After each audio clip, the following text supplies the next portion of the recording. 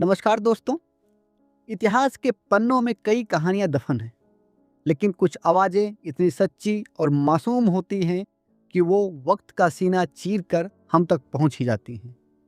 आज हम बात करेंगे 13 साल की एक ऐसी लड़की की जिसकी लिखी हुई बातों ने दुनिया को देखने का नजरिया बदल दिया।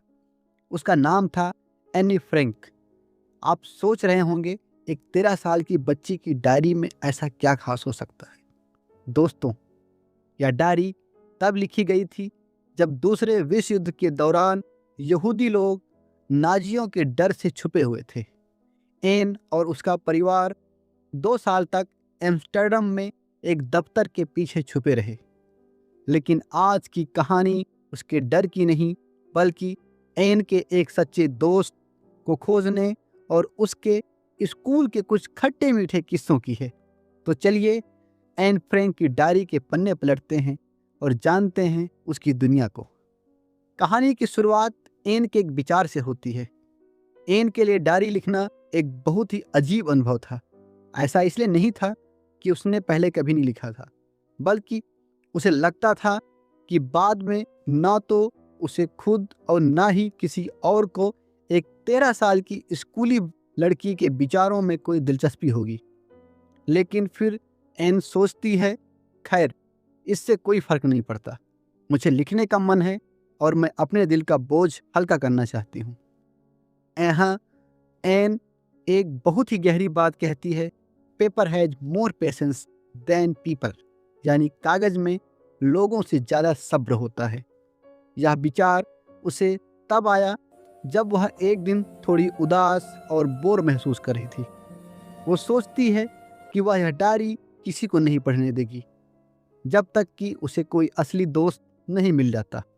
अब सवाल यह है कि एन को डायरी की जरूरत क्यों पड़ी। एन बताती है कि दुनिया को शायद यकीन न हो, लेकिन एक 13 साल की लड़की दुनिया में बिल्कुल अकेला महसूस करती है। हालांकि उसके पास उसके प्यारे माता पिता, एक 16 साल की बड़ी बहन और लगभग 30 लोग हैं जिन्हें वह दोस्त कह सकती है। उसके पास एक अच्छा सा घर और परिवार है, लेकिन कमी सिर्फ एक चीज़ की है, वो है एक सच्चे दोस्त की। वह अपने दोस्तों के साथ मजाक मस्ती तो करती है, लेकिन उनसे अपने दिल की गहरी बातें नहीं कर पाती। उसे लगता है कि शायद यह उसकी ही गलती है कि वे एक दूसरे पर भरोसा नहीं कर पाते। इसी कमी को पूरा करने के लिए एन ने डायरी लिखना शुरू किया। वह डायरी में सिर्फ फैक्ट्स नहीं लिखना चाहती थी जैसा कि लोग लिखते हैं, बल्कि वह चाहती थी कि यह डायरी उसकी दोस्त बने। इसलिए उसने अपनी इस डायरी का नाम रखा किटी। एन को लगता है कि अगर वह सीधे किटी में अपनी कहानियां बताने लगेगी तो कोई उसे नहीं समझेगा। इसलिए न चाहते हुए भी वह अपने जीवन का एक छोटा सा परिचय देती है। एन के पिता, जिन्हें वह दुनिया का सबसे प्यारा पिता मानती है, उन्होंने 36 साल की उम्र में उसकी माँ, जो कि उस समय 25 साल की थी, उनसे शादी की। एन की बहन मार्गॉट का जन्म 1926 में जर्मनी में हुआ था और एन का जन्म 12 जून 1929 को हुआ था। जब एन 4 साल की थी तब वे फ्रैंकफर्ट में रहे और 1933 में उसके पिता हॉलैंड चले गए और फिर उसकी माँ भी एन और उसकी बहन को उनकी दादी के पास, जिनका नाम आचेन था, उनके पास भेज दिया गया। बाद में दोनों बहनें भी हॉलैंड चली गई। एन कहती है कि उसे मार्गॉट के बर्थडे के गिफ्ट के रूप में मेज पर परोस के रख दिया गया था। एन अपनी पढ़ाई और स्कूल के बारे में बताती है। उसने मॉन्टेसरी नर्सरी स्कूल में पढ़ाई शुरू की। जब वो 6 साल की थी और पहली क्लास में थी तो उसकी हेड मिस्ट्रेस मिसेस कुप्रेस, उस समय उसकी हेड मिस्ट्रेस हुआ करती थी। साल के अंत में जब विदाई का समय आया तो एन और मिसेस कुप्रेस दोनों की आंखों में आंसू थे, जो दिखाता है कि एन उनसे कितनी जुड़ी हुई थी। अब आती है कहानी की दूसरी घटना। 1941 में एन की दादी बीमार पड़ गई और उनका ऑपरेशन हुआ, इसलिए एन का जन्मदिन ठीक से नहीं मनाया जा सका। दुर्भाग्य से जनवरी 1942 में उनकी दादी का निधन हो गया। एन लिखती है कि कोई नहीं जानता कि वह अपनी दादी से कितना प्यार करती है। आज भी वो उन्हें याद करती है। 1942 के जन्मदिन पर दादी की याद में भी उसने एक मोमबत्ती जलाई। एन अपनी डायरी में स्कूल के एक खास दिन का वर्णन करती है। पूरी क्लास डर के मारे कांप रही थी और वजह थी डर की एक क्लास से दूसरी क्लास में जाने का, अर्थात रिजल्ट के आने का।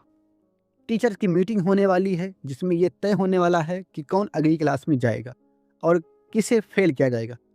पूरी क्लास शर्त लगा रही है, यहाँ तक कि एन के पीछे बैठे दो लड़के CN और जैक्स ने अपनी छुट्टियों की पूरी सेविंग शर्त पर लगा दी।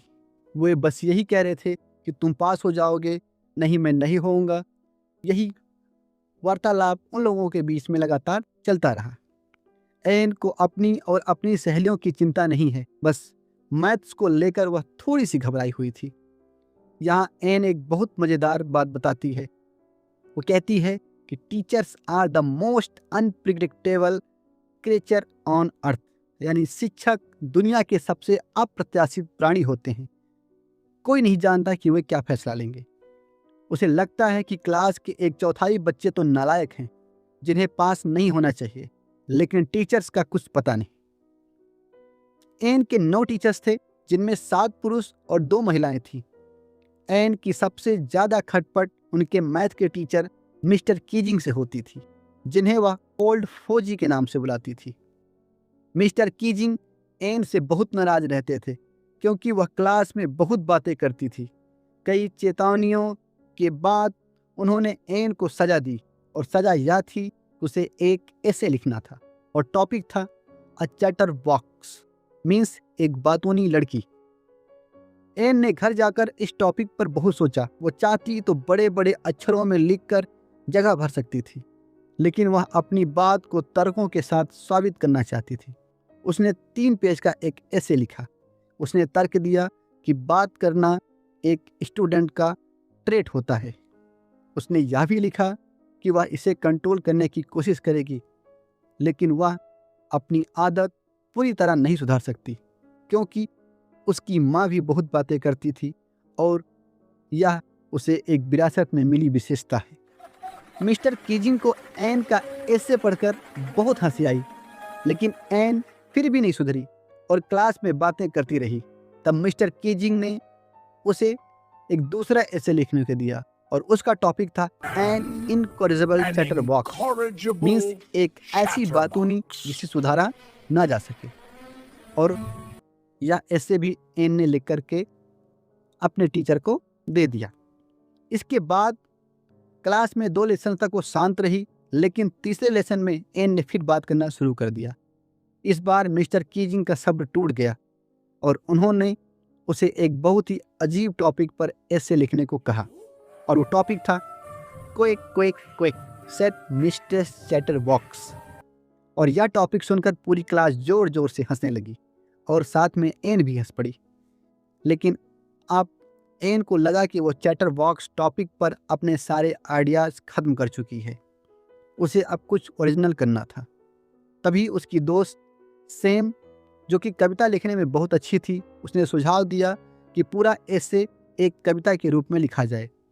और यह बात सुनकर के एन खुशी से उछल पड़ी। वह समझ गई कि मिस्टर कीजिंग उसका मजाक उड़ाना चाहते हैं, लेकिन अब वह यह मजाक उन्हीं पर उल्टा कर देगी। एन ने एक बहुत ही सुंदर कविता लिखी। यह कहानी एक माँ बतख, मदर डक और पिता हंस मीन्स की फादर सॉन के बारे में थी, जिनके 3 छोटे छोटे बच्चे थे। पिता हंस ने उन बच्चों को काट काट कर मार डाला क्योंकि वे बहुत ज़्यादा क्विक क्विक करते थे, मीन्स की बहुत ज़्यादा वो बातें करते थे। और यह सीधा मिस्टर कीजिंग पर कटाक्ष था। किस्मत से मिस्टर कीजिंग ने इस मजाक को बहुत ही सही तरीके से ले लिया। उन्होंने वह कविता पूरी क्लास को सुनाई और साथ में अपनी तरफ से भी कुछ बातें जोड़ी। उस दिन के बाद से मिस्टर कीजिंग ने एन को क्लास में बात करने की इजाज़त दे दी और फिर कभी कोई एक्स्ट्रा होमवर्क नहीं दिया, बल्कि अब मिस्टर कीजिंग खुद भी क्लास में मजाक करने लगे थे। तो दोस्तों, या थी एन फ्रैंक की डायरी की यह कहानी या चैप्टर हमें दिखाता है कि एन कितनी होशियार, हाजिर जवाब और जीवन से भरी हुई थी। युद्ध के डर और छिपे होने के बावजूद उसकी लेखनी में एक मासूमियत और गहरा ह्यूमर था। From the diary of Anne Frank सिर्फ एक डायरी नहीं बल्कि एक गवाह है उस दौर का और एक सबूत है इंसानी किस्मत का। तो उम्मीद है आपको यह सारांश और हमारा प्रयास पसंद आया हो। तो वीडियो को एक लाइक जरूर करें और हमें कमेंट में बताएं कि आपके जीवन में ऐसा कौन सा वो समय आया जिससे प्रेरित होकर आपने अपनी पहली डायरी लिखी। तो मिलते हैं अगली वीडियो में। तब तक आप अपने अनुभवों को अपनी डायरी के साथ साझा करते रहें। धन्यवाद।